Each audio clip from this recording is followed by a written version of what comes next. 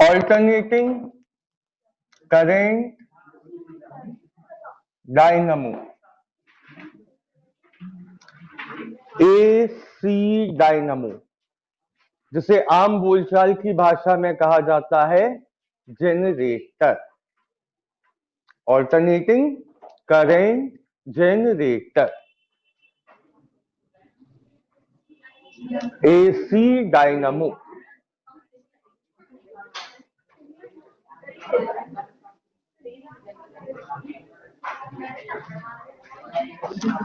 It is a device which converts mechanical energy into electrical energy।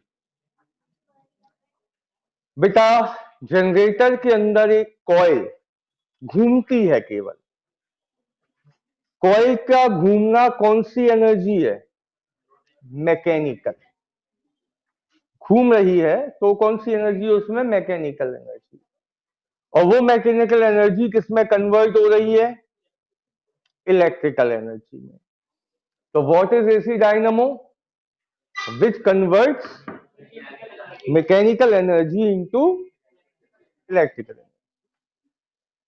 AC dynamo is based on the principle of EMI, electromagnetic induction। अब ये होता क्या है वो समझो।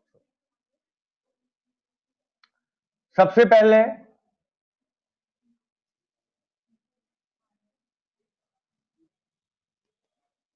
एक हॉर्स शू मैग्नेट के दो पोल्स, नॉर्थ पोल और साउथ पोल, नीचे से ये आपस में कनेक्ट है, हॉर्स शू मैग्नेट है, तो इसके दो पोल हैं, नॉर्थ पोल और साउथ पोल। ठीक, इनका क्या काम है?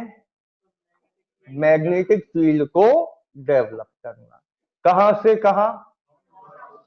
North pole to south pole. ठीक, तो two strong bar magnets which produces uniform magnetic field, ऐसा नोट्स में लिखा है। आप लिखेंगे one strong horseshoe magnet which produces strong magnetic field. ठीक, लिख लीजिए उसको काट के।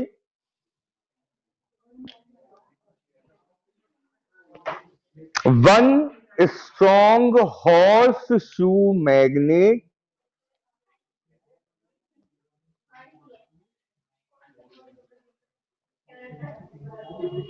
which produces strong uniform magnetic field।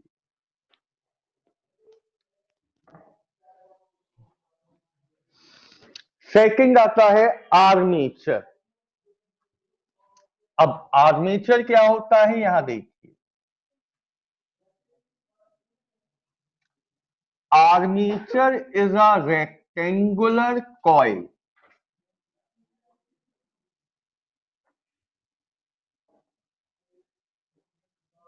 Armature is a rectangular coil which consists of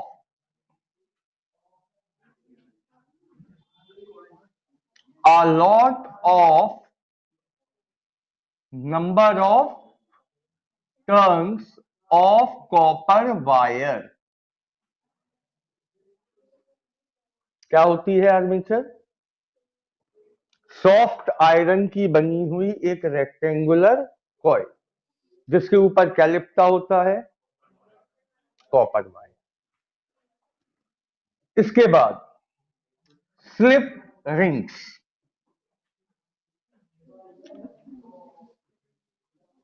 इसके बाद आता है स्लिप रिंग्स।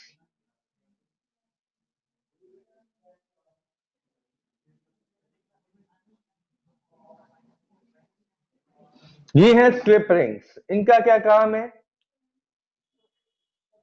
जब ये कॉइल घूमेगी तो ये रिंग्स अपने एक्सिस पर घूमेगी। ठीक, स्लिप रिंग्स क्या लिखा है देखिए। Slip rings are connected to the ends of armature coil. These rings also rotate with armature.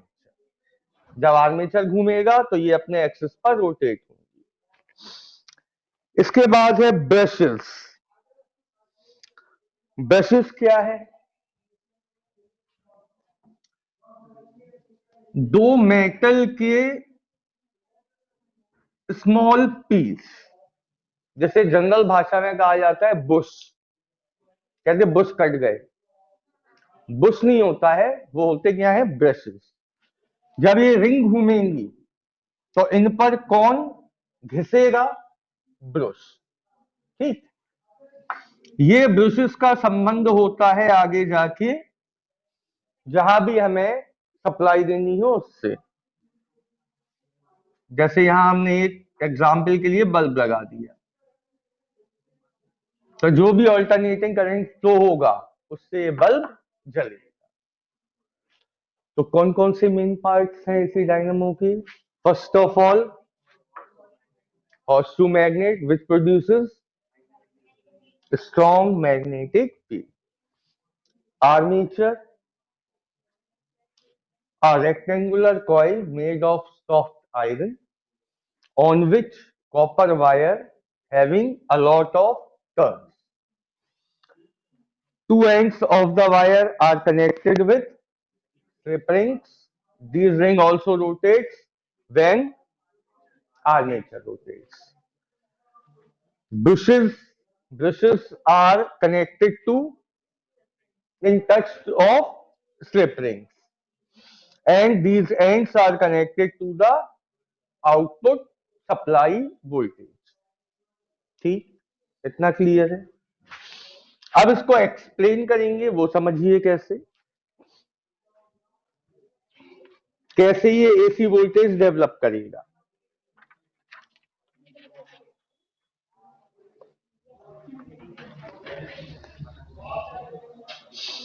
देखिए बेटा,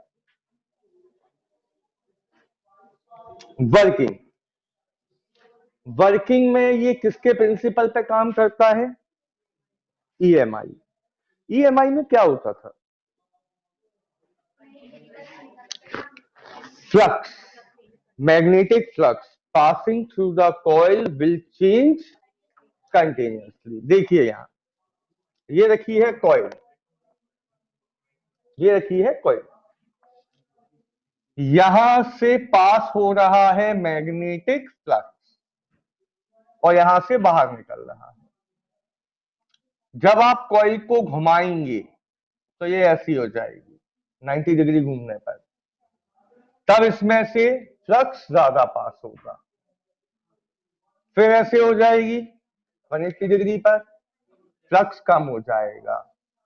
फिर ऐसे हो जाएगी, फ्लक्स इंक्रीज होगा.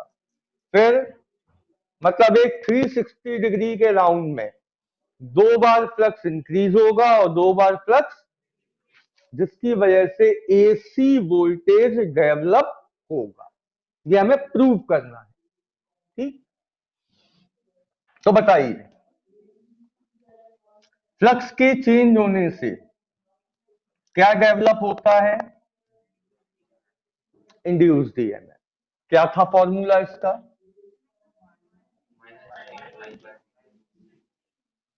समझते जाना. आप में से कोई बताएगा फाई का फॉर्मूला क्या था? फाई का बी ए कॉस थीटा, यही था. तो minus D over D T. क्या लिखेंगे? बी ए कॉस थीटा को मैं लिख रहा हूं ओमेगा टी. लिख सकते हैं थीटा को ओमेगा टी. अगर आपको थोड़ा भी याद हो 11th क्लास का, तो ओमेगा इक्वल होता था D theta by D T. तो यहां से थीटा क्या होगा? Omega into T. जब इसको इंटीग्रेट करेंगे तो थीटा बचेगा, यहां आएगा ओमेगा टी. तो थीटा की जगह हम क्या लिख रहे हैं? Omega T. कोई बताएगा क्यों लिख रहे हैं हम थीटा को ओमेगा टी? नहीं ये तो ठीक है, चलो यहां से आपको मालूम है कि थीटा इक्वल हो जाएगा ओमेगा टी। क्यों हम थीटा को ओमेगा टी लिख रहे हैं जब यहां रख रहे तो? क्योंकि डिफरेंशिएशन किसके रिस्पेक्ट हो रहा है? टाइम की। अगर हम यहाँ थीटा रख देते तो टाइम का टर्म ही नहीं आता, सारे के सारे कांस्टेंट हो जाते। जबकि थीटा है क्या? वेरिएबल है। 90 180 वेरी कर रहा है। कौन कौन बाहर आएगा? कॉस ओमेगा टी का डिफरेंशिएशन क्या होता है? माइनस का ओमेगा साइन ओमेगा टी। ठीक है, माइनस माइनस प्लस हो जाएगा। तो वोल्टेज का फॉर्मूला क्या आया? बी ए ओमेगा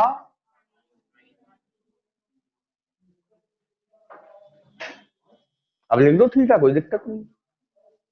क्लियर? अब समझिए, ये तो आ गया फॉर्मूला फिलहाल किसके लिए? वोल्टेज के लिए। ये वोल्टेज कहां डेवलप हो रहा है? इस कॉइल में। अब हमें प्रूव करना है कि ये वोल्टेज एसी है। कैसे प्रूव होगा ये बताओ? जब कॉइल ऐसे रखी है,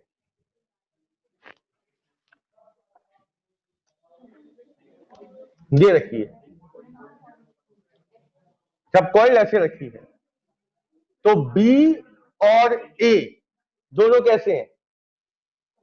बेटा एरिया ये वाला लोगे ना, बी और ए दोनों सेम डायरेक्शन में है। जब ऐसे घूम जाएगी तो बी, नहीं सॉरी गलत बता रहे हैं, ऐसे समझ लो सिंपल। हम इसे जब घुमाएंगे तो पहले कितने डिग्री पे रखा होगा ये? 0 पे। फिर कितना घुमाएंगे तो पहला एंगल 0 लेंगे, दूसरी बार में 90, देन 180 के बाद 270 और फिर 360। चेक करो जरा, सबसे पहले 0 पे क्या आएगा?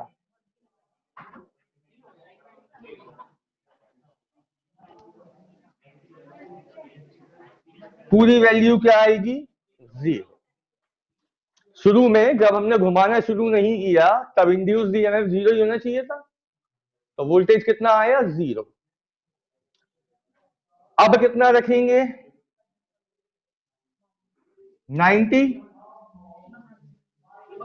क्या आएगा?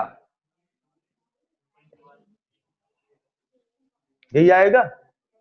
90 डिग्री पे क्या आएगा? बी ए ओमेगा। चाहो तो यहां एन से मल्टीप्लाई भी कर सकते हो।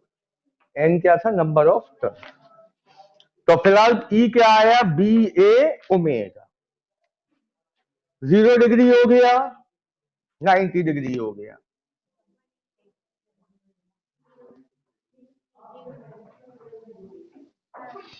अब कितना लेंगे? 180। 180 पे क्या आना चाहिए? बी ए ओमेगा साइन 180। कितना आ गया? 0। इसके बाद 270। 270 पे क्या होता? -1।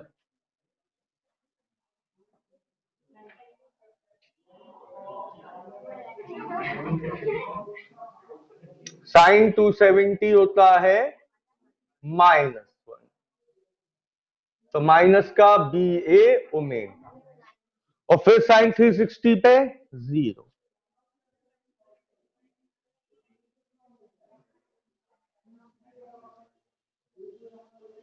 तो बताइए ई की वैल्यू अगर मैं ग्राफ बनाऊं तो कैसा ग्राफ बनेगा? कहां से शुरू होगा? मैक्सिमम कितना जाएगा? B omega. फिर कहां आएगा? फिर फिर एसी बनेगा। मतलब अगर मैं ग्राफ ड्रॉ करूं तो ग्राफ कुछ ऐसा बनेगा।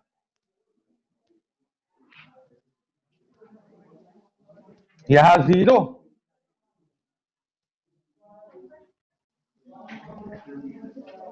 यहां मैक्सिमम कितना, बी ए ओमेगा, फिर 0,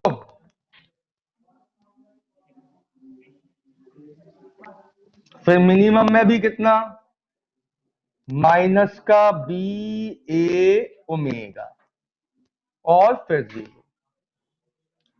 तो ग्राफ बना लीजिए, नोट्स में नहीं बना है। फाइनली जो करंट या जो वोल्टेज डेवलप हुआ है दैट इज एसी वोल्टेज।